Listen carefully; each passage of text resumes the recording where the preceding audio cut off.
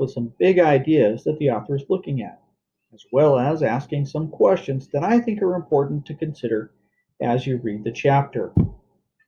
Chapter 6 is a relatively short reflection by Wang Lung on his new status after expanding his farm for the first time.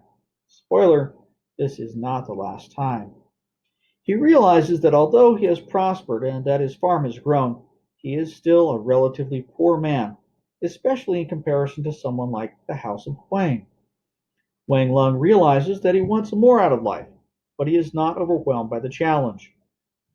Chapter 6 also shows the birth of the second son. It is noteworthy that at this point no names are given to any of the children. Okay, so some things to notice. First of all, we get to see Wang Lung's thoughts about the land. He does some reflecting, and this is something to pay attention to. Otherwise, some of his later actions simply won't make a lot of sense. Pay attention to the difference between the birth of the first son and the birth of the second son. While both births and babies have an impact on the family, the second clearly doesn't seem to impact things as much. Why is that? Finally, the family is growing. Not only are they adding more children, but they are also adding land and expanding operations.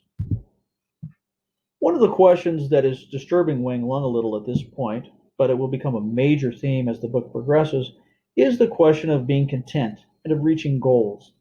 Wang Lung is now wealthier, but is he happier? Where does his motivation come from? One concept in philosophy or psychology is the idea of the hedonic treadmill. Basically, very basically, it is the idea that the more we have, the more we want. We might start off wanting enough money to buy dinner, but once we are able to consistently buy dinner, now we want a dinner that actually tastes good, and this grows into us wanting a dinner that tastes good and is healthy. And once we have that, we want it to be prepared properly, and then we want it in the right setting, and finally we want it with all the right people, and so on and so forth. This idea can be applied to anything from our looks to our job and so on, pretty much infinitely.